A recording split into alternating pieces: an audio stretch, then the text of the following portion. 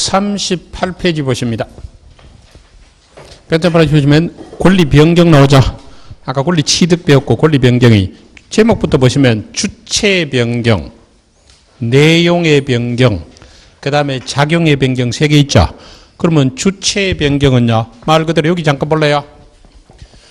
갑이 을에게 토지를 매매하고 소유권 이전 등기하면 소유권이 갑에게서 을로 넘어갔죠. 그러면 권리가 어찌 됐다고? 변경됐잖아. 그런데 그 중에서 뭐요? 그냥 말하면 토지 주인이 바뀌었죠. 이걸 말한다? 주체의 변경. 주체의 변경. 그래서 권리가 이전적으로 승계된다고까지만. 권리가 어찌 된다고? 이전적으로 승계되잖아. 그게 권리 주체가 바뀌는 거고, 그걸 말한다고? 주체의 변경이고, 예를 들어서 아파트 매매 계약을 통해 아파트 소유자가 바뀐다. 이게 뭐? 주체가 바뀌는 거예요. 그 다음 내용의 변경은 질적 변경과 양적 변경이 있죠. 중요한 거 아니니까 분위기만 보세요. 잠깐 봐봐요. 갑이라는 사람이 세탁소 사장님이고요. 을이 단골 고객이에요. 그래서 이 고객이 세탁소에다 양복 한 벌을 드라이 맡겼다고 볼게요. 자, 두 단골이야. 두 사람의 관계는 인간관계가 단골이니까 법률관계가. 에? 법률관계죠. 자, 법률관계는 뭐로 나타난다고? 권리 의무관계로 나타나. 자, 쉽게. 자, 세탁소 사장님의 권리는 세탁비 받을 권리. 세탁비 받을 권리. 그 다음에 고객의 권리는 세탁된 양복 돌려받을 권리죠. 예? 자, 그러면 세탁소 사장님의 권리는 뭐고? 세탁비 받을 권리. 이 고객의 권리는 드라이한 양복 돌려받을 권리죠. 그럼 양복 돌려받을 권리를 폼나게 한번 바꿔볼게요. 목적물. 양복을 돌려받는다. 인도 청구권. 폼나죠? 응? 이 폼나게 바꾸면 돼. 예. 그럼 이 사람의 권리는 뭐라고? 목적물 인도 청구권. 그런데 세탁소 사장님이 세탁을 드라이 마치고 뭐요? 다림질 하는데 마침 드라마 보고 있었죠. 요즘 뭐 보세요? 저는 미스터 션샤인 이후에 갈 길을 잃었어. 볼 게 없어서. 마침 드라마를 보고 있는데 출생의 비밀이 밝혀지는 장면이 나타났죠. 그래서 열심히 보다가요. 정신없이 보다가 다림질을 멈추는 바람에 양복을 눌라무부서. 뭐했다? 눌라무붙잖아. 그러면 고객으로 봐서는 눌라문 양복 돌려받을 필요 없죠. 그럼 어째 이래? 양복값 물어내라. 양복값 돌려받으죠. 그럼 양복값 돌려받는다. 이걸 폼나게 말하면 손해배상 청구권이라 볼 수 있죠. 자, 그럼 이 고객의 원래 권리는 뭐였는데? 목적물 인도 청구권이었는데 이 세탁소 사장님이 양복을 눌러 묶는 바람에 양복값 돌려받을 권리 손해배상책으로 바뀌었잖아. 성질이 완전히 다르죠. 성질이 완전히 다르잖아. 이걸 말한다? 질적 변경. 다른 말로 성질이 바뀌는 거야. 성질이. 그래서 질적 변경 찾았어요. 요거는 다른 말로 바꾸면 그 위에 첫째 줄 보면 되겠다. 동그라미 2번 첫째 줄에 권리 성질이 바뀌는 경우 체크해봐. 성질이 바뀌는 게 뭐고? 질적 변경. 옆에 수량이 바뀌는 경우 체크하시고 수량이 바뀌는 게 뭐라고? 양적. 다시 성질이 바뀌는 게 뭐고? 질적 변경. 수량이 바뀌는 양적. 그럼 질적 변경이 뭐가 바뀐다고? 성질이 바뀌잖아. 그러면 특정물을 인도할 의무가 머릿속에 양복 돌려받을 의무가 이행불능이 되는 바람에 눌러먹는 바람에 상대방이 뭐로 바뀌었다? 특정물 인도 청구권이 뭐로 바뀌었다고? 손해배상책으로 바뀌었잖아. 그죠? 머릿속에 양복을 눌러먹는 바람에 양복값 돌려받을 권리로 바뀌었다. 이게 뭐라고? 질적 변경. 그 정도 보세요. 나머지는 지금 볼 단계 아니니까 보지 마시고. 양적 변경인데요. 자, 아까 했던 거 한 번 더 해볼까? 갑이라는 사람이 부동산 하나 갖고 있으면 소유권이 있다고 그랬잖아요. 그러면 소유권이 있으면 자기가 이 집에 살아도 되고 세를 줘도 된다. 뭐라고? 사용수익권능인데 그냥 줄여서 사용권능이라 할게. 그 다음에 팔아먹어도 되고 담보재패도 되고 뭐라고? 처분교환권능인데 그냥 처분권능이라 볼게요. 그러면 이 소유권자가 갖고 있는 권능은 두 개죠. 근데 아까 봤던 거 전세권을 설정했다고 예를 들어 볼게. 이 사람이 뭐 했다? 전세권 설정했으면 소유권은 없어지는 게 아니라 그랬죠. 사용권능 뺏겼죠. 자, 그러면 소유자가 갖고 있는 권능은 두 가지였어. 사용권능, 처분권능. 그런데 전세권 설정하면서 사용권능 뺏겼잖아. 그럼 두 가지 권능이 한 개로 줄어들었죠. 예? 그런데 전세 기간이 만료되면 어째요? 기간 만료되면 다시 소유자가 바로 사용할 수 있죠? 그럼 돌아왔잖아. 자, 전세권이 설정되니까 사용권능 없어져서 권능이 두 개에서 한 개로 줄어들었죠? 그러다가 전세 기간이 만료되면 다시 돌아오잖아. 수량이 두 개였다, 한 개 됐다가 둘이 요 됐죠? 요게 뭐라고? 수량적. 다른 말로 양적 변경. 그러면 양적 변경은요, 오른쪽에 요것만 칠게. 제한 물건의 설정, 소멸에 의한 소유권의 양적이면, 그러면 제한 물건이 설정되면 소유권 수량이 어찌 되고? 줄어들고 감소되고, 제한 물건이 소멸하면 소유권의 그 수량이 어찌 돼? 늘어나잖아. 다시, 이게 제한 물건이라 하거든요. 나중에 배워. 제한 물건이 설정되면 소유권 수량이 줄어들고, 제한 물건이 소멸되면 수량이 늘어난다. 이게 뭐라고? 양적 변경. 그래서 다시, 권리의 내용이 바뀌는 것 중에서 질적으로 바뀌는 거와 양적으로 바뀌는 게 있는데, 질적으로 바뀌는 걸 다른 말로 바꾸면 뭐라고? 성질이 바뀌는, 성질을 바꾸고, 그죠? 그래서 목적물 인도청권이 뭐로 바뀌는 거라? 소유청권. 그 다음에 양적 변경은 다른 말로 수량이 바뀌는 거죠. 그래서 제한 물건이 설정되는 걸 생각하시면 돼요. 내려가서 권리의 소멸인데, 절대적 소멸 나오죠? 잠깐만 쳐다보실래요? 아까 요라면 건물이라고 그랬죠? 앞으로 가끔씩 이런 그림 그릴 건데, 이 그림은 사우나 목욕탕 아니에요. 뭐라고? 전소. 화재가 돼서 전소됐다. 소실된 걸 말해. 그러면 이런 걸 불이 나서 건물이 없어지거나 무너지거나 지진이나 이런 거 나서 무너지거나 태풍 무너지거나 이런 걸 멸실이라고 나중에 배워요. 다시 전소되거나 뭐라고? 그게 무너지거나 이렇게 없어지는 게 이걸 말한다고? 멸실. 그러면 이게 멸실된 게 언제냐면요. 11월 1일이고. 여러분 나중에 등기법 할 때 이걸 멸실이 되고 나면 멸실 등기해야 된다는 걸 배우게 될 거거든요. 멸실 등기를 12월 1일 날 했어. 자, 이 사람이 법적으로 소유권 없어지는 시기가 언제까? 멸실시가 멸실 등기했을 때까? 찍어봐. 네? 미안해서 웃잖아. 멸실시인데. 희한하게 반대죠. 봐봐. 우리가 앞으로 배우는데 물건이 뭐라고? 물건이 뭐냐면 물건에 대한 권리야. 안 적어도 돼? 그러면 물건에 대한 권리니까 어째요? 물건이 없어지면 권리가 없어지는 거지. 자, 집에 소유권이 있었잖아. 그런데 집이 불나서 없어져 붙잖아. 그럼 집이 불나서 없어지면 어째야 돼? 소유권은 자동적으로 없어야 되지. 이건 멸실 등기했는데 없어지는 거 아니야? 그럼 언제 없어진다고? 멸실 시에 없어졌잖아. 그런데 이 소유권은 어째요? 지구상에서 완전히 사라졌죠. 지구상에서 완전히 사라졌잖아. 이런 걸 말한다? 절대적 소멸. 자, 권리가 지구상에서 완전히 없어진다. 이게 뭐라고? 절대적 소멸. 그러면 절대적 소멸을 보시면 물건의 멸실, 그것만 줄 거. 물건의 멸실에 의해 물건이 소멸된다. 이거.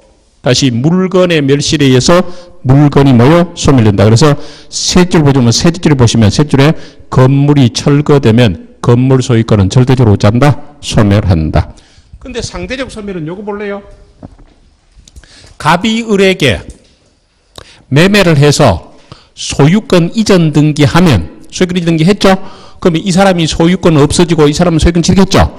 그러면 이 사람의 소유권은 없어졌지만 완전히 사라진 게 아니고 일로 넘어가 있잖아.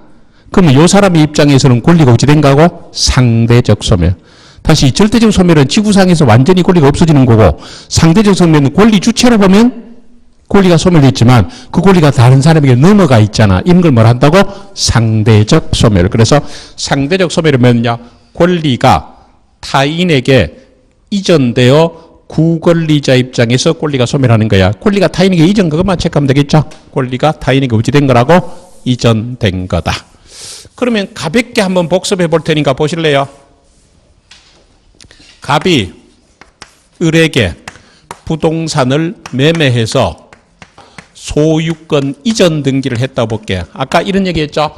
부동산은 무조건 등기야. 돈을 줬나 안 줬나 이게 중요한 게 아니고 등기하면 소유권 넘어와요. 그러면 이전 등기를 했죠. 예? 그러면 요 사람의 입장에서는 권리가 어찌 된 거야? 요 사람 입장에서는 권리가 소멸, 상실된 거죠. 권리가 어찌 된 거라고? 소멸.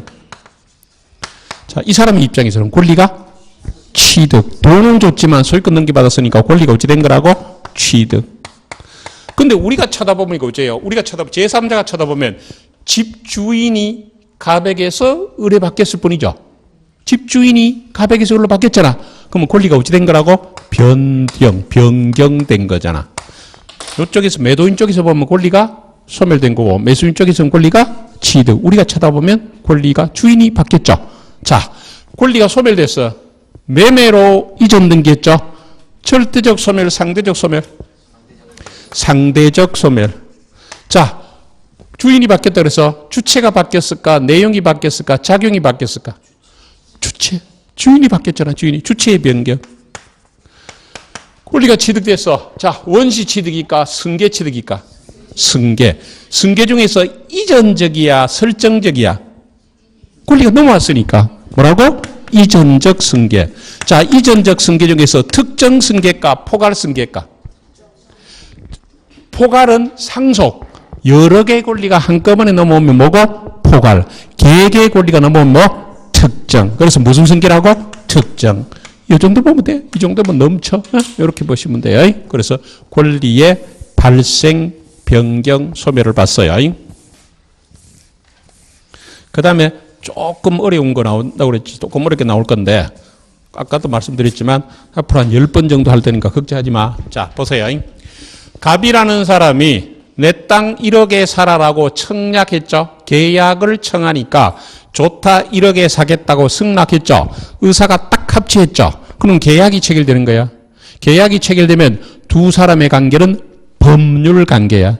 그럼 법률 관계니까 뭐로? 권리, 의무 관계로 나타나죠. 그래서 매도인은 돈 받을 권리 생기고 매수인은 소유권 넘겨받을 권리 생겼죠. 그래서 이 사람은 뭐요? 대금 주고 이 사람이 소유권 이전 등기하면 권리가 바뀌잖아.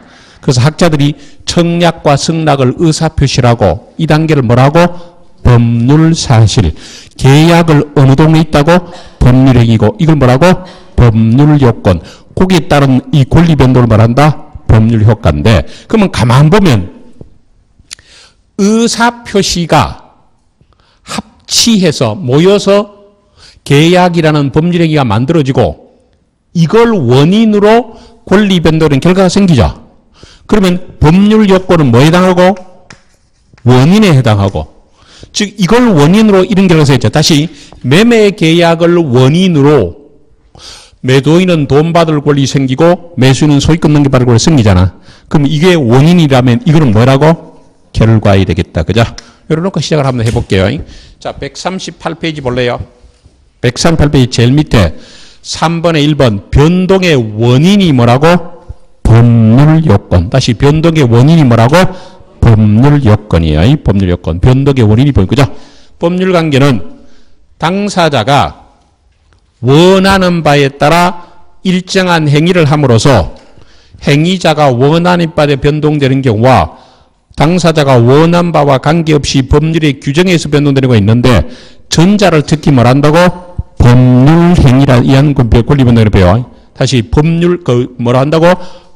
법률 행위야. 이렇게 설명하면 좀 그래. 그래서 오른쪽 페이지 있으니까 조금 이따 오른쪽에 있으니까 조금 이따 기다려봐요. 오른쪽에 변동의 과정 보실래요?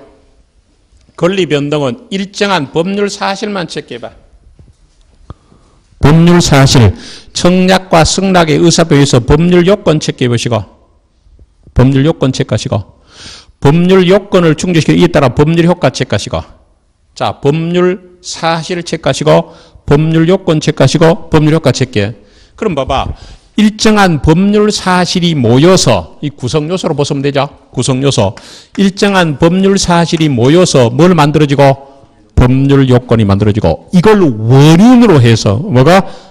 법률 효과는 결과가 발생한다. 그럼 읽어볼게요.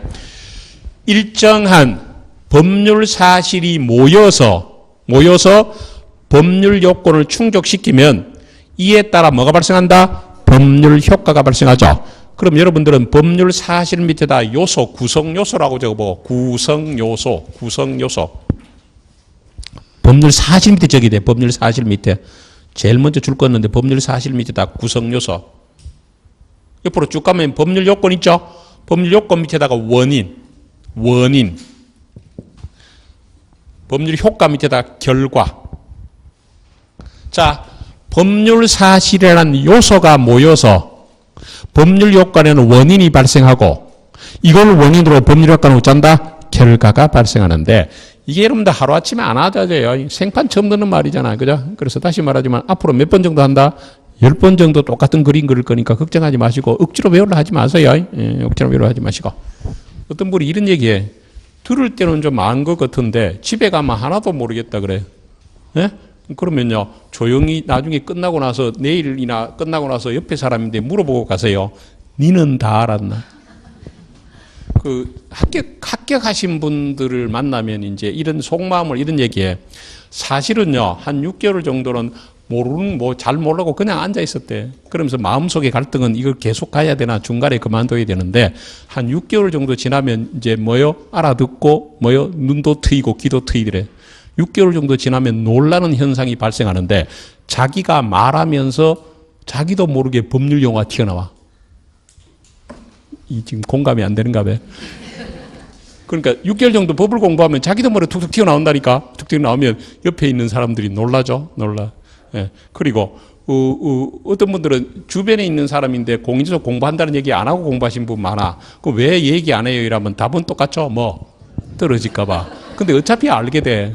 그러니까 차라리 미리 공개를 하면, 내가 떨어지면 고소해야 할 사람 생각하면 열심히 공부하겠죠. 어떤 분은 이제 예를 들면 같은 아파트 단지나 같은 동네에서 잘 아는 사람이 있어. 아침에 갑자기 나가는데 어디 가노? 이랬더니 아니 다른 볼일 보러 간다. 이러고 어디서 왔나? 학원에서 만나서 이러면 만나. 미리 공개하고 하는 게 나은 게 그래야 예를 들면 혹시 지금은야 좀 여유롭게 해도 되지만 시험 직전에 가면 모임 같은 거 이런 거 좀 자제해야 되죠. 그럴 때 거짓말하기가 계속 거짓말이 줄줄이 이어져. 그럼 차라리 내가 원래 시험 치니까 조금만 좀 참아도 내년에 열심히 놀자 이렇게 하면 되잖아요. 그죠? 그래서 6개월 정도만 기다리세요. 한 번 듣는다고 알아들으면 비정상이야. 그러면 예를 들면 그분은 법을 전공했거나 숨기고 있지만 작년에 공부하신 분이야. 그래서 저도 학원 한다 그랬잖아요. 그 처음 공부하셨대. 그런데 나중에 보면 이제 몇 달 지나고 나면 다른 분이 와서 저분 우리 작년에 저 학원에서 봤는데 이래. 그래서 그때부터는 뭐라고 했냐면 처음 공부했다는 말이 무슨 말이라? 이 학원에서 처음 공부했다. 아니면 작년에 동영상에서 들었거나. 그죠? 그러니까 내만 모른다 생각하지 마. 다 몰라. 걱정하지 마세요. 한 6개월 정도 인내를 갖고 기다리시면요. 눈도 트이고 귀도 트이니까 걱정하지 마. 이거 어떻게 하루아침에 다 알아? 하루아침에 알 수가 없어, 이거. 요 정도는 대충 알 수 있는데, 이거는 이게 처음 들어오는 용어가 내일 가면 이자 분다고. 그러니까 걱정하지 마시라고. 그런데, 조금만 더 할게. 이 법률 요건 중에서는 제일 중요한 게 법률행위라 했죠. 그런데 법률행위뿐만 아니라 법률행위 아닌 것도 있어요. 법률행위 이외의 것이 있는데 이거는 지금 중요한 게 아니니까 그냥 간단히만 들어두세요. 그럼 요걸 법률행위를 하면 요걸 뭐냐면 법률의 규정이라 해요. 그런데 차이점이 뭐냐면 효과에 대해서 차이점이 나타나는데 법률행위는 효과가 어떻게 생기냐면 행위자들이 원하는 대로 생겨요. 근데 요거는 효과가 어떻게 생기냐? 법의 규정대로 생기는데 그냥 한번 들어보실래요? 자, 매도인은 뭘 원해서 땅 팔았어요? 그냥 쉽게 돈 원했죠. 돈을 원해서 땅 팔았잖아. 그러면 매수인은 뭘 원해서 돈 줬어요? 땅을 원했잖아. 자, 그러면 토지 매매라는 법률 행위를 하고 나면 매도인은 원하는 대로 돈을 받게 되고요. 매수인은 원하는 대로 땅을 갖게 돼요. 이와 같이 법률 행위를 하고 나면 효과가 어떻게 생긴다고? 행위자가 원하는 대로 자, 여러분들이 학원 등록을 했잖아요. 법률관계라 했죠? 그럼 여러분들은 원하는 대로 강의를 들으셔요. 아까 식당에 가서 돈을 지불하면 원하는 대로 식사를 해요. 차비를 지급하면 내가 원하는 대로 목적지를 타고 가요. 그러면 법률 행위를 하고 나면 효과가 어떻게 생긴다고? 행위자가 원하는 대로. 그런데 법률 행위 이외의 것은요, 요거는 지금 몰라도 돼요. 그냥 잠깐만 설명할 때 지금 몰라도 돼요. 요걸 때 하고 나서 요거 하면 돼. 요거는요, 나는 요런 A라는 효과를 원했는데 법에는 B라고 규정을 돼 있죠. 그러면 내가 원한 대로 효과가 생기는 게 아니고 법에 규정된 대로 효과가 생긴다. 이게 법률의 규정인데 요거는 지금 좀 알아듣기가 뭐예요. 나중에 여러분들 구체적인 사건에 가서 구체적인 그 단락에 가서 보면 되니까 일단 법률 행위를 하고 나면 효과가 어떻게 생긴다고? 행위자가 원하는. 이게 제일 중요하다고 그랬어. 자, 그러면 1번에 1번 볼래요? 3번에 1번. 법률 관계는 일정한 원인이 있어야 변동이 되는데 법률 관계를 변동시키는 원인을 법률 요건을 해줘. 이 법률 요건은 법률 행위 책가시고 그 다음에 법률 행위 이외 원인 책가시고 갈로의 법률 규정이야. 자, 법률 요건에는 뭐가 있다고? 법률 행위와 법률 행위 아닌 게 있다고 그랬죠. 법률 행위 아닌 게 뭐라고? 법률의 규정인데 음적인데 동그라미 한갈로 3번 내려가 봐. 한갈로 3번에 한갈로 3번 오른쪽에 1번 법률 행위 경우 찾았어요? 옆에 요거 기억해. 행위자가 원하는 대로 법률 효과 발생한다. 그거. 다시 법률 행위를 하고 나면 효과가 어떻게 생긴다고? 행위자가 원하는 대로. 그래서 매도인은 원하는 대로 돈을 받게 되고 매수인은 원하는 대로 소유권을 갖는다. 그래서 법률 행위는 형, 그죠? 옆에 그냥 가볍게 봐요. 법률 행위 이외 원인은요. 체크해봐. 법률 행위 이외 원인의 경우에는 체크하시고 3번의 둘째 줄에 법률 이외 원인 체크하시고 바로 밑에 법률 규정이라는 말을 체크해. 법률 규정에 의한. 자, 그러면 법률 행위는 효과가 어떻게 생기고? 행위자가 원하는 대로. 법률 행위 아닌 거는 효과가 어떻게 생긴다? 법에 규정된 대로 생기는데 일단 요거까지가 좀 부담스러우면 뭐만 기억하라? 법률 행위. 자, 법률 행위를 하고 나면 효과가 어떻게 생긴다? 행위자가 원하는 대로. 우리가 앞으로 제일 중요한 게 뭐라고? 법률 행위. 법률 행위는 어느 동네에 있다? 법률 요건 동네에 있고 그 다음에 효과가 어떻게 생긴다고? 효과가 어떻게 생긴다고? 행위자가 원하는 대로. 그것만 기억하시면 돼. 나머지, 그죠? 옆에 법률 사실 있죠? 찾았어요? 옆에다가 안 본다. 이렇게 적어. 보면 틀, 뭐요? 좀 심하나. 보지 마세요. 이런 건 나중에 필요할 때 가르쳐 드릴 테니까 걱정하지 마시고. 억지로 보려 하지 마세요. 보면 스트레스 받아 넘기세요. 다 필요할 때 한 5월쯤에 요약집으로 제가 간단히 정리할 거니까 걱정하지 마세요. 넘겨서 140페이지 가볼래요? 140페이지에 보면 법률 요건 찾았어? 법률 요건. 법률 관계 변동을 발생시키는 원인. 똑같은 말이잖아. 여기 볼래요? 이거. 법률 관계를 발생시키는 원인이 뭐라고? 원인이 뭐라고? 법률 요건이고. 그리고 법률 요건에는 뭐 있다고? 1번에 법률 행위 체크하시고 2번에 법률 규정 체크하면 되죠. 법률 규정 등 체크하시면 되죠. 자, 효과가 어떻게 생긴다? 법률 행위 효과가 어떻게 생긴다? 행위를 하는 자가 의욕한 대로, 원한 대로. 자, 법률의 효과가 행위를 하는 자가 원한 대로 생기고 법률의 규정은 어떻게 생긴다? 법에 규정된 대로. 법에 규정된 대로. 다시 법률 요건은 법률 관계를 발생시키는 뭐에 해당하고? 원인에 해당하고 법률 요건 안에 뭐가 있다? 법률 행위와 법률 행위 아닌 거 있죠? 효과가 어떻게 생긴다? 법률 행위는 행위자가 원하는 대로. 법률이 아닌 것은 법률 규정인데 이것만 기억하세요. 법률 행위를 하고 나면 효과가 어떻게 된다? 행위자가 원하는 대로. 그 다음에 이제 요 중에서 제일 중요한 게 뭐라고? 법률 행위. 그럼 오른쪽에 제목이 뭐예요? 법률행위. 그러니까 앞으로 민법 총칙편은 법률행위 편이라 보시면 돼. 그래서 법률행위 요 앞에 이제 서론이니까 이제 본격적인 법률행위 들어가요. 자, 법률행위 볼래요? 뒷줄에 한번 줄 거 봐봐. 줄 거 보세요. 일정한 법률 효과 발생을 목적으로 하고 하나 또는 수개의 의사표시를 필수 불가기로서 하는 법률 요건 고까지만. 그래서 여기 보실래요? 법률 행위가 뭐냐면 일정한 법률 효과 발생을 일정한 법률 효과 발생을 목적으로 하고 의사표시가 꼭 필요하죠. 어느 동네에 있다? 법률 요건. 그래서 이게 다 어려우니까 일단은 법률 요건 동네에 있다. 이것만 하더라도 성공이고 이게 나중에 하면 계속 헷갈려. 의사표시가 법률 사실이고 법률 헷갈리고 이거는요 끝까지 헷갈리는 분이 계신데 헷갈리면 뭐라고 생각하고? 사자 돌림. 의사표시는 뭐에 해당하고? 법률사실. 법률행위는 법률. 그럼 아니면 이것만. 법률행위는 어느 동네에 있다? 법률요건. 다시 법률행위는 어느 동네에 있다? 법률요건. 그것만 기억하세요. 여기서 다시 일정한 법률 효과 발생을 목적으로 하고 하나 또는 여러 개의 의사표시를 필수 부각 요소라는 어느 동네에 있다고? 법률요건이고. 그 다음에 효과가 어떻게 생긴다? 오른쪽에 효과가 어떻게 생긴다? 행위자가 원한 대로 일정한 사법상 효과가 생긴다. 그렇게 정리할게요. 자, 그러면 법률행위 종류에서 요번 순환에는요, 요거 1번만 볼 거야. 의사표시 수를 기준으로 하는데 세 가지가 있죠. 단독행위 있고, 뭐 있고? 계약이 있고, 뭐라고? 합동. 그러면 단독행위는 말 그대로 의사표시가 하나만 체크해. 의사표시가 하나 체크하시고. 그 다음에 1번의 오른쪽에 상대방 없는 단독행위 체크해봐. 둘째 줄에 상대방 있는 단독행위 체크하세요.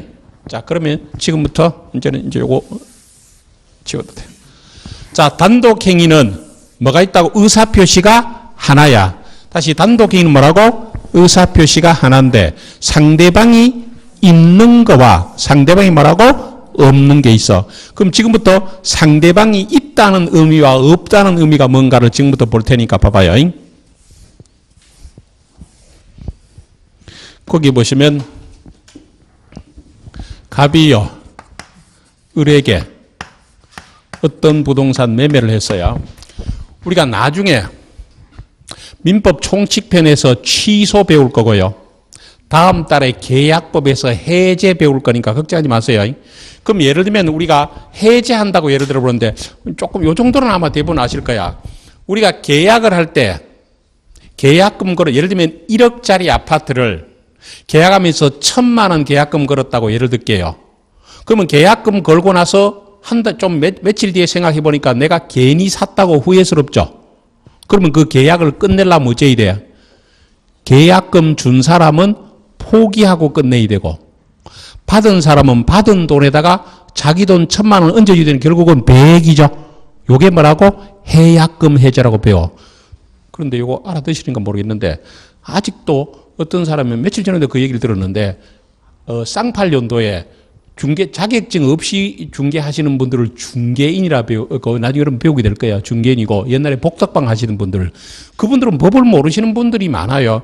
그분들이 뭐라고 쓰냐면 계약을 하고 이런 거 들어보셨어? 24시간 이내에는 계약금 준 사람도 돌려받고 끝낼 수 있다. 혹시 들어본 적 있어? 그 말도 안 되는 얘기예요. 그거는 언제라고? 그 쌍팔년도에 그 중개인이 하던 얘기고 그 계약하고 24시간은 커녕 2.4초 후에 끝내더라도 준 사람은 포기해야 되고 받은 사람은 배액을 상해야 되거든요. 그게 뭐라고? 계약 해제야. 자, 그렇다면 보세요. 이 사람이 매매 계약을 체결하고 계약금으로 얼마 줬다? 1,000만 원 줬어요. 1,000만 원 주고요. 계약할 때는 괜찮다 생각하고 했어. 며칠 생각해보니까 계약이 괜히 한 거야. 괜히 한 거야. 그런데 지금 끝내라는 건 무슨 일이 벌어져? 지금 끝내라니까 1,000만 원 포기해야 되죠. 그대로 가려니까 그대로 가서 잔금까지 치르고 등기하니까 괜히 샀다고 후회스럽잖아. 고민 엄청 할 거 아니에요, 그죠? 왜 1,000만 원이 왔다 갔다 하니까. 그래서 밤생 고민했죠. 이거 작가 이거 포기하려니까 아깝고 가려니까 좀 찝찝하고. 그래서 결론 내렸죠. 비싼 수업료 치렀다 생각하고 여기서 끝내자. 그래서 계약 해제하겠다라고 마음 먹었죠. 그래서 아침에 베란다 창문 열고 외쳤잖아요. 해제다! 외쳤죠. 자, 해제됐을까? 해제됐을까? 안 됐을까? 안 됐지. 왜? 갑이라는 매도인에게는 을이라는 매수인이 딱 측정돼 있죠. 다시 갑하고 을이 매매 계약 지으니까 당사자가 딱 특정돼 있잖아. 그러면 요 사람이 계약 해제할 때는 어째야 돼? 저 사람에게 해야 되지. 어떻게 해야 돼? 직접 만나서 하든지 전화로 하든지 하다못해 문자로 하든지 해야 되겠죠? 자, 이와 같이 상대방이 누군가가 특정돼 있죠. 그럼 이게 뭐라고? 상대방 있는 단독행위야. 다시 상대방이 누군가가 딱 정해져 있다. 그걸 말한다고? 상대방 있는 단독행위. 그럼 하나만 해볼 테니까 봐봐. 적을 필요 없어요. 자, 갑이라는 사람이 유언을 한다고 볼게요. 유언을 하는데 그러면 이 사람이 유언을 여러 사람에게 할 수 있죠. 예를 들면 부인에게 한다고 볼게. 그러면 뭐라고 유언을 해요?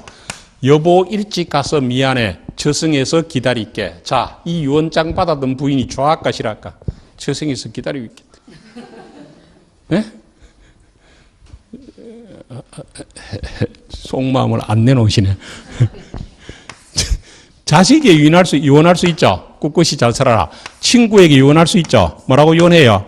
친구야, 먼저 간다. 빨리 온나. 외롭다. 그 다음에 안 할 수도 있잖아요. 세상 사람들아 똑바로 살아라. 이렇게 할 수도 있죠. 그 다음에 안 할 수도 있잖아요. 자, 그러면 물어볼게. 유언은 누구인데 하는 거예요? 특정되어 있지 않죠. 그러니까 어떤 사람은 자기 부인에게 할 수 있고 어떤 사람은 안 할 수도 있잖아. 그런데 만일에 이 사람이 했다면 부인이 유언을 받겠죠. 이 사람이 했다면 자식이 받을 수 있잖아. 그런데 유언이라는 자체는 누구인데 하는가가 특정되어 있지 않잖아. 이와 같이 누구인데 하는가 특정되어 있지 않는다. 이걸 말한다고? 상대방이 없다 그래. 자, 그러면 상대방이 있다 없다가 지구상에 상대방이 있나 없나가 아니고 누군가가 딱 정해져 있으면 그게 뭐고? 상대방 있는 단도경이고, 누구인데 하는 자가 정해져 있지 않으면 그게 뭐라고? 상대방 없다는 뜻이야. 그럼 여러분들은 당분간 상대방 없는 단도경이라면 뭘 기억하라? 유언. 그러면 봐봐.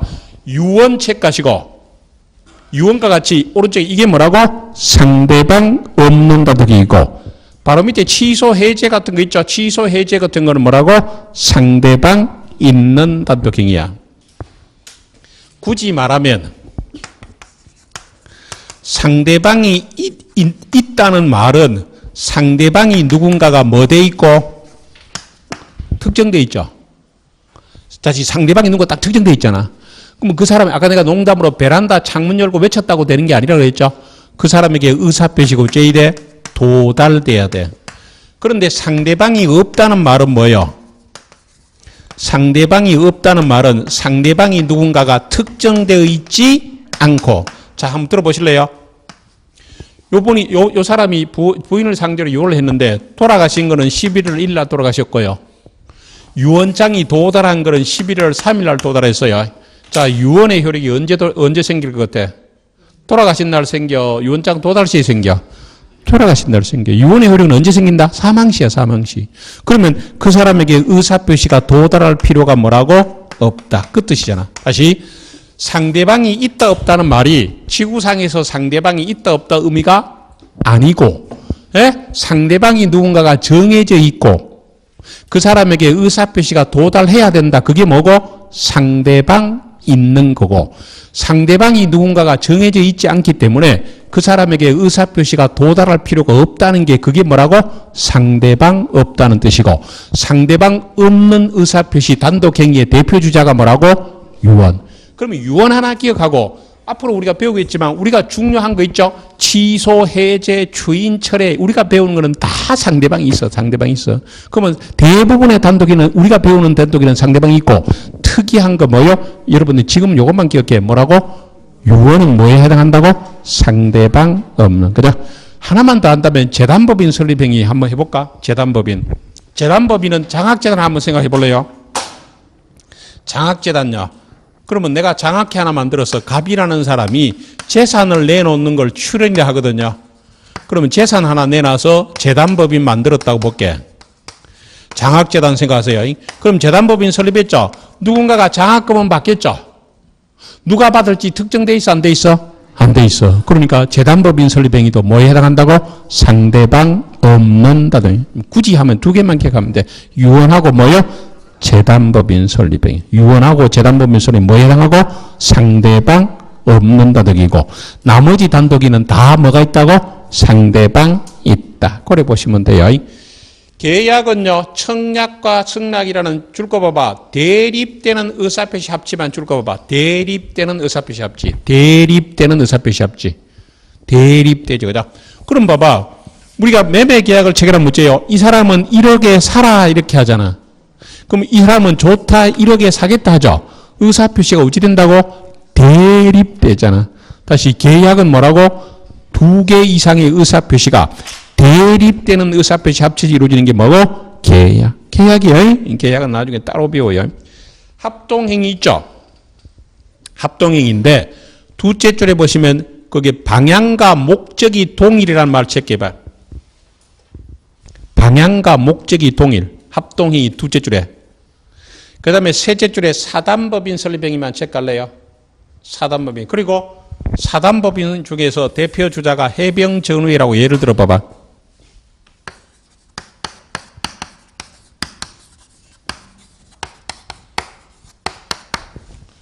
길을 가다 보면 무슨 주로 컨테이너 하우스 같은데 그런 거 많이 붙어 있죠. 저게 한번 해병, 영원한 해병, 사단 법인 해병전이 이래 돼 있어. 자, 해병전이가 뭐라고? 사단 법인이야. 그러면 우리가 뭐 처음 배우시는 분 그냥 법적으로 하지 말고 그냥 말로 해보세요. 재단법인이라는 게 말이 뭐야? 적을 필요 없다 그랬어. 재산을 출연해서 재산, 단체 만든다. 이게 뭐고? 재단법이고. 사단법인은 한문으로 쓰면 결사사자를 쓰는데 그렇게 생각하지 말고 우리는 편법을 동일해.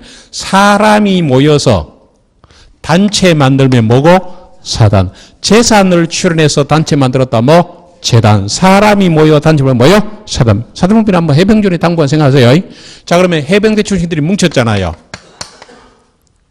뭉쳤죠? 그러면 해병전에 만듭시다 이렇게 되죠.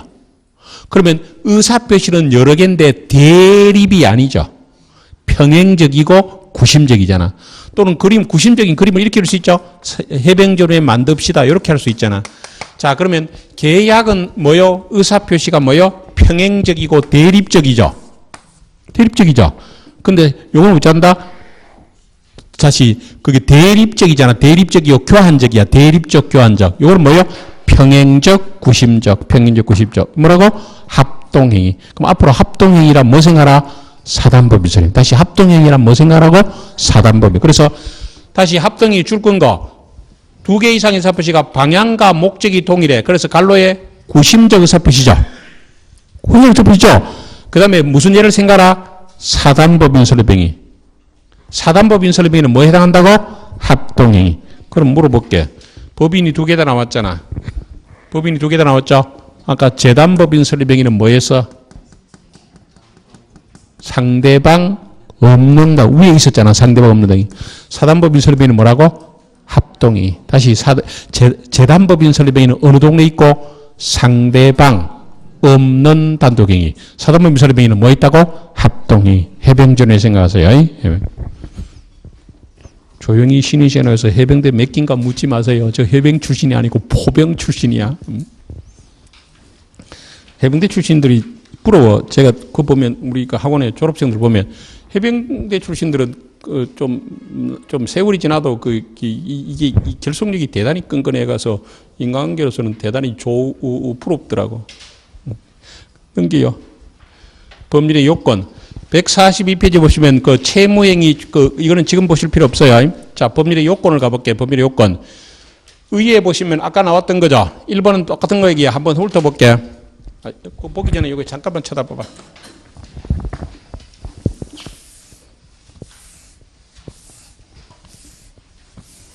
전부 다 달달 외우려 하지 마세요. 자꾸 몇 번 반복하다 보면 알게 되는데 억지로 외우려 하지 마. 억지로 외우려면 무슨 부작용이 생기냐면 첫째 외우지도 않고요. 외우지도 않고 두 번째는요. 내 머리 안 되겠다 해서 중간에 포기한단 말이에요. 정도 포기. 그래서 그러지 말고 걱정하지 말고 계속 반복해 드릴 테니까 특히 중요하거나 시험에 잘 나오는 부분은 끝없이 반복할 거니까 걱정하지 말고 인내를 갖고 따라만 나와주세요. 그러면 충분히 돼. 자, 우리가 제일 중요한 게 민법 총칙에서는 제일 중요한 게 법률행위라고 그랬죠. 지금 이 그림도요. 앞으로 10번 정도 그릴 거야. 제일 먼저 법률행위에서 성립했나 안 했나부터 따지거든요. 성립부터 따져. 그러면 성립을 했나 안 했나 따져서 성립조차 안 하면 뭘까? 불성립. 다시 성립조차 안 했다 뭐요? 불성립. 그러면 성립을 하고 나면 효력이 있는가 없는가 따지거든. 그러면 효력이 없으면 이게 뭐요? 무효야. 다시 성립은 했고 효력이 없는 게 뭐라고? 무효. 그 다음에 효력이 있는 게 뭐요? 유효. 그러면 이제 성립 요건하고 효력 요건을 따지겠죠. 그러면 성립 요건조차 없으면 불성립이니까 효력이 있는 거 없는가 따질 필요 없고 성립을 하고 나면 효력이 있는 거 없는가 따진다. 그 말이죠. 그러면 잠깐만 볼래요? 그 의 찾아봐봐. 142페이지 중간쯤에 법률행위의 요건 의 찾았어요? 법률행위에 의해서 행위자가 의도한 대로 법률 효과가 발생하기 위해서는 법률행위가 일정한 요건을 갖춰야 되겠죠. 그래서 법률행위가 존재해야 된다. 이게 뭐라고? 성립요건 체크하시고 성립요건. 그 법률행위가 유효해야 된다. 이게 뭐라고? 효력요건 체크하시고. 다시 법률행위가 존재해야 된다. 뭐라고? 성립요건. 그 다음에 유효해야 된다. 뭐? 효력요건. 예를 들어서 매매계약을 하고 매매계약이 유효해야만 매수인이 원하던 물건을 뭐요? 갖게 된다. 그래 돼 있죠. 그 다음에 이번에 법률행위 성립요건에 관한 판단은 효력요건에 관한 판단에 선행하죠. 먼저 판단한다 그 말이야.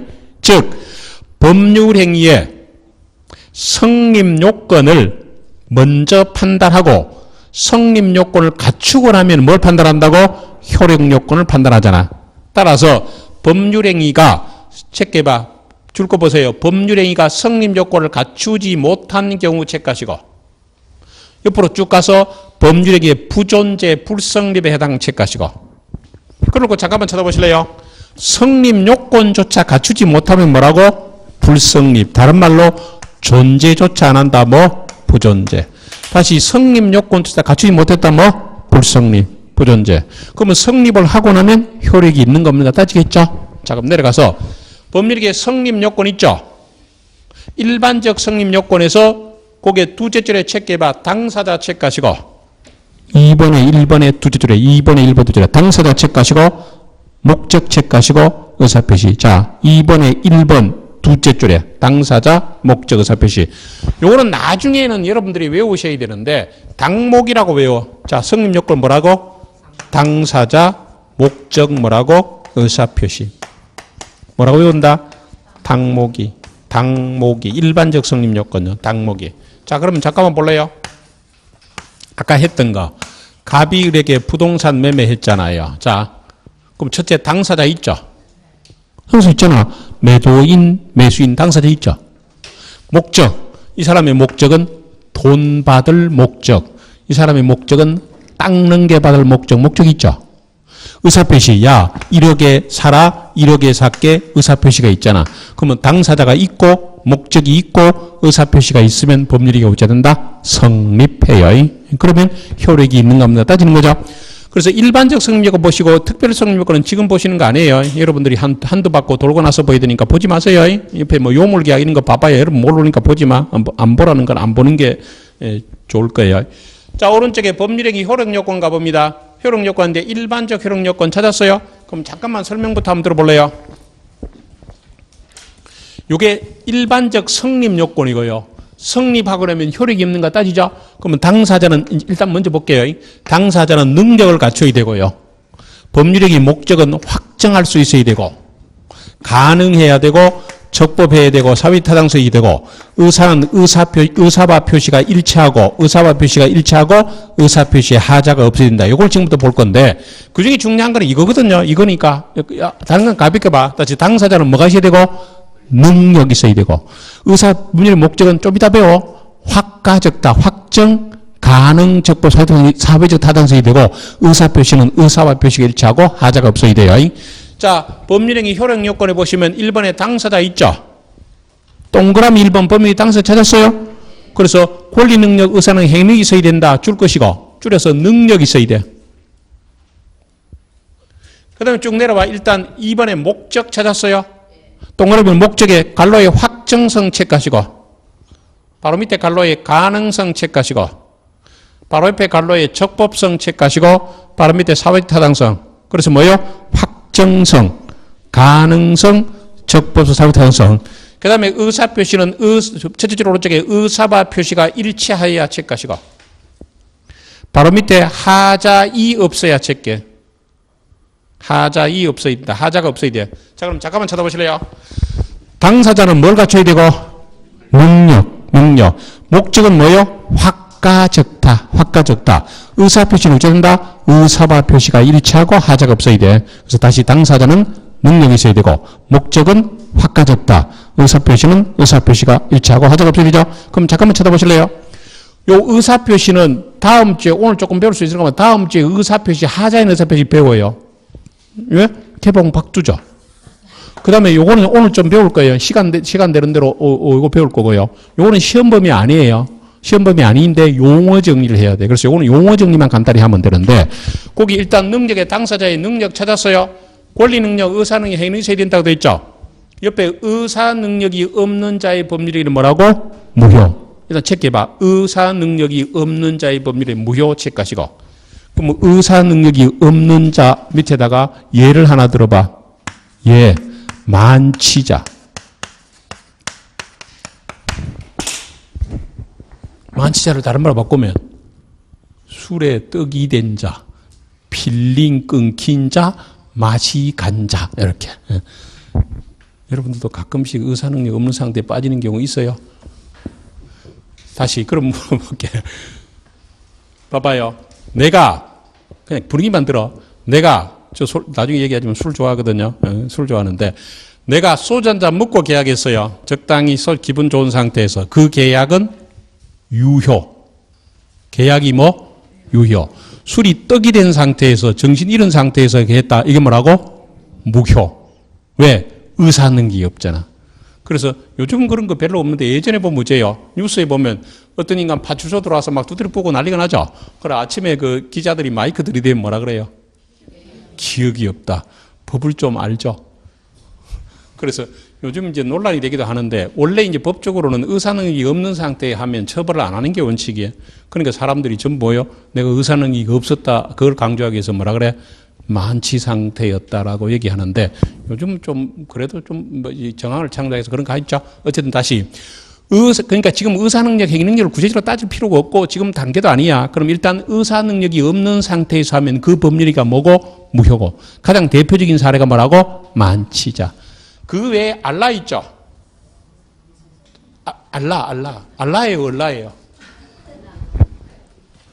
유아 정도.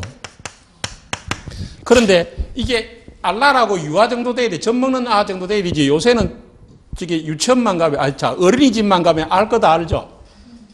그 정도 되더라도 의사문의 상태가 아니에요. 그러니까 뭐라고? 유아 정도 돼야 되는데, 유아가 어떤 법률 행위를 하거나 무슨 그게 하는 거는 거의 없다고 보면 되죠. 그래서 제가 대표적인 예를 들은 게 뭘 들었다고? 만취자로 예를 들은 거예요. 만취자는 우리가, 저도 그게 저기 아까 술 좋아한다 했잖아. 그럼 예를 들면 친한 친구 뭐 최소한 12년, 2년 되는 친구하고 술을 먹으면 엄청 많이 먹었을 거 아니야. 그 친구를 잘 아는데도 불구하고 어느 날 그 다음 날 술 먹고 하면 야 어제 무슨 일이나 전화 왔죠. 왜? 지금 술이 기억이 없대. 그럼 상대방으로 봐서는 저 사람이 술이 완전히 취했는지 아닌지가 분간 못하는 경우가 있어요. 그럼 저 사람이 술이 완전히 취하지 않은 상태라고 생각하고 계약을 했는데 알고 보면 술이 취했다. 그럼 뭐예요? 네, 뭐가 되죠? 우리 하나 배웠죠. 그러면 이제 어제 계약을 했는데 술 한 잔 먹고 계약했죠. 계약할 때는 내가 계약 잘했다고 생각해서 계약했는데 사람이 아침에 일어나면 뭐요? 깨닫는 게 있죠. 아이고 내가 잘못했다 이러면 뭐라고 어떻게 해야 돼요? 전화해야죠. 뭐라고 해야 돼? 기억이 없다 하는 게 아니고 우리 어제 무슨 일이 있었나?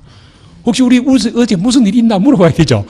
기억이 없다 이러면 들통나잖아. 그죠? 그럼 뭐요? 우리 어제 계약 안 했나 이러면 뭔 계약인데 이렇게 해야 되잖아. 별거 다 가르치죠. 갑니다. 그러면 끝났어. 그 다음에 행위 능력이 제한되는 자, 제한자 체크해. 강론이 제한능력 체크했어? 요 제한능력자는 세 가지가 있어. 뭐 있어? 미성년자, 피한정 후견인, 피성년 후견이 있어요. 여기 지금 설명이 좀 길어져. 그래서 일단 미성년자와 피한정이라는 말하고 피성년이라는 말인데 요거는 일단은 뭔데? 유효. 일단은 뭐다고? 유효. 뭐 할 수 있다고? 취소할 수 있죠. 그죠? 그 밑에 피한정 후견이라는 말만 설명 나왔죠. 여러분 미성년자가 누군지 다 알죠? 미성년자가 누구예요? 만 19세 미만자니까 이거는 뭐 다 아니까. 그래서 이건 딱 19세 미만이면 무조건 아무리 똑똑해도 천재도 뭐요? 미성년자고 아무리 멍청해도요. 만 19세가 되면 성년자가 되는 거예요. 그럼 미성년자가 계약을 했잖아요. 계약 전에 일단은 뭐하다고? 유효. 나중에 말 수 있다? 취소. 그 다음에 이렇게 피한정후기만 나왔으니까요. 피한정후기만 할게요. 나중에 기본서를 하면 뭡니까? 뭐요? 성년 후견인 할 테니까 걱정하지 마시고. 그 밑에 잔잔한 글씨 피 한정년은 찾았어요? 그 잔잔한 글씨 내려가 봐. 잔잔한 글씨에. 제가 줄 거라만 적어 봐. 아주 그냥 줄 거지 말고 봐봐. 질병, 장애, 노령 그 밖의 소리란 체크해봐. 정신적 제약으로 체크하시고. 사물을 처리하는 게 부족한 자, 부족한데 부족을 동그라미 쳐. 그 다음에 일정하게 해서 법원도 체크해봐. 법원으로부터 한정계 심판받은 자 줄 거 봐봐. 포인트가 뭐라고? 부족. 포인트가 뭐라고? 부족. 그러면 그 밑에 하나 적어볼까? 피성년 후견인 적고요. 줄일게. 그래서 정신적 제약으로 거기 보면 그 위에 보시면 저 사무 처리 능력이 부족하다고 되어 있죠. 사무 처리 능력이 결여된 거예요. 자, 그 사무 처리 뭐예요? 결여됐어. 그러니까 없어진 거예요. 없는 거예요. 사무 처리이 뭐예요? 결여된 거야. 그래서 그 사무 처리 요거는 뭐하고? 부족한 거고. 요거는 없는 거야. 이거는 부족하고 그런데 말을 좀 이러지만 말이 좀 그렇지만 요 사람은 좀 표현이 이상하지만 그냥 분위기만 들으세요. 나중에 자세한 건 나중에 할 테니까 이거는 표현이 이상하지만 왔다 갔다 하는 사람이고 어느 날 제정신일 경우 있고 어느 날 뭐요? 아닌 경우 있죠. 이거는 늘 가 있는 분이고 이건 뭐라고? 왔다 갔다 하시는 분이고 그죠?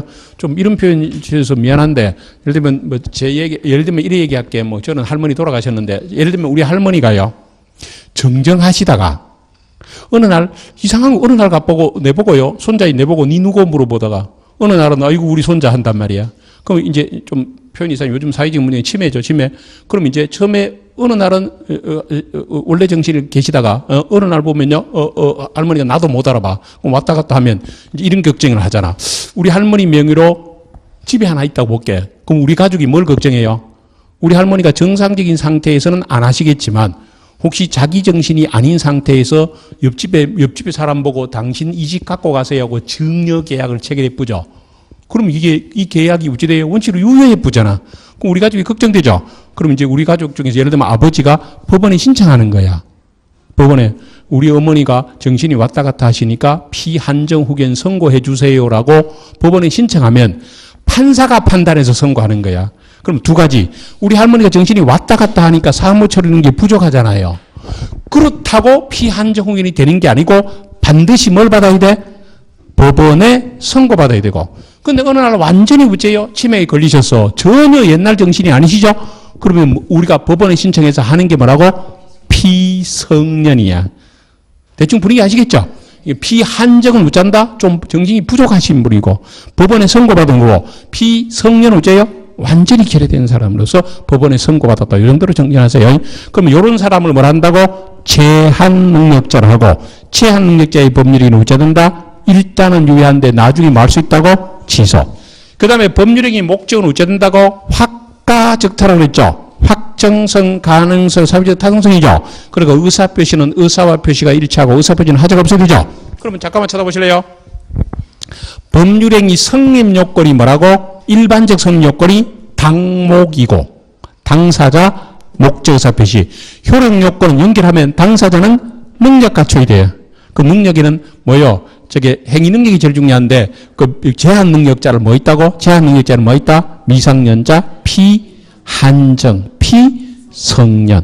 그다음에 능력을 갖춰야 되고 그다음에 법률의 목적은 확가적타인데 요거는 좀 이따 배울 거고 요거는 다음 주에 배운다고 그랬죠? 그러면 넘겨보시면요. 나머지는 밑에 보지 마세요. 특별히 넘겨보시면 법률의 목적 나오죠? 찾았어요?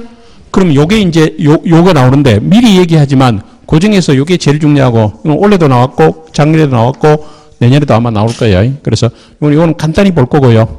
요 법률행위 타당성 요거는 해마다 나오는 거기 때문에 이제 지금부터 자세히 좀 보도록 할게요. 그죠? 조금 쉬었다가 법률행위 목적으로 들어갈게요. 다 지워도 돼요.